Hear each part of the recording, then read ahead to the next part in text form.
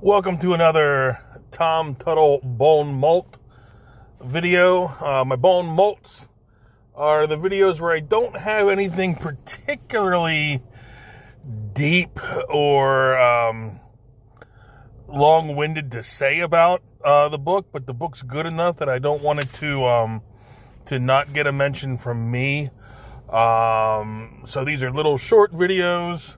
I've got my blood orange sunrise here. It's a blood orange lemonade layered with orange juice and iced tea. It's absolutely fantastic. And I have just finished reading the Mythicals. And I will say that I hope Hojo is a hardworking fellow and an industrious fellow, because I'm going to want to see the second issue of the Mythicals, Toot Sweet. This is going to be one of those books where I feel like I'm going to need to see regular installments, because I feel that this narrative is going to be much more serialized than a lot of Comicsgate comics up till now have been. Comicsgate comics, we've all heard the likening that it's not so much a periodical structure or a periodical format as it is. It's like hardcover books that come out. You know, the Harry Potter book comes out, everyone reads it, and it maybe ends on a cliffhanger, but then you have to wait a year until the next hardcover book comes out, and so they come out.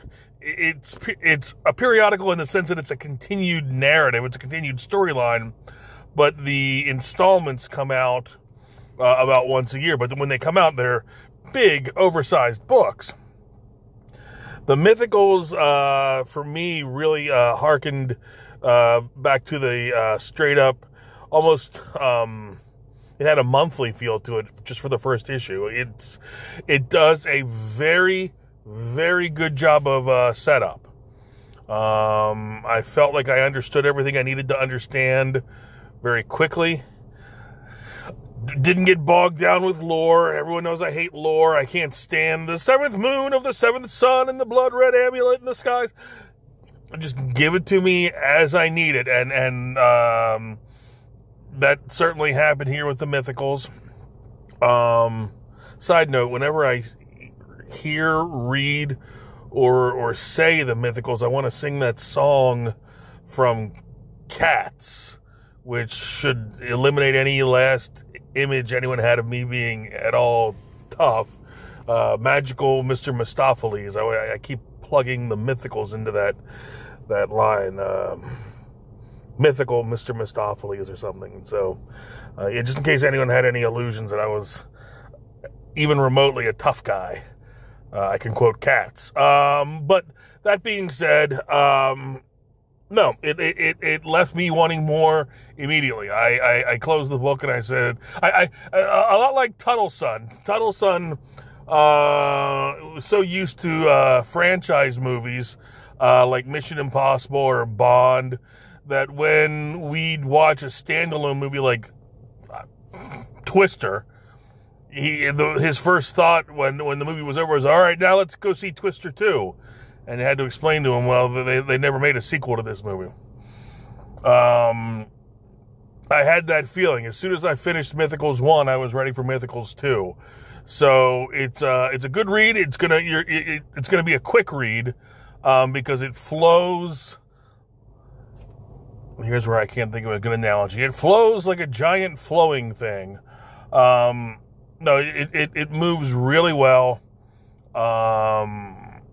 I like the characters. I like the main character.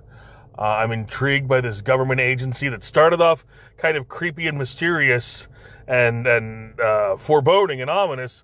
But towards the end, we can see that they're going to be supportive characters for her in her journey of discovery. And I like the weird power she's got. She got some weird ass thing where wood or vines come snaking out of her. I've never seen that before. So it's a big thumbs up for me for the Mythicals. Again, I don't have any Edgar Allan Poe or Jane Eyre to quote to throw at you. It's just a good solid read that I enjoyed on this Saturday afternoon, and so it's a Tuttle recommend.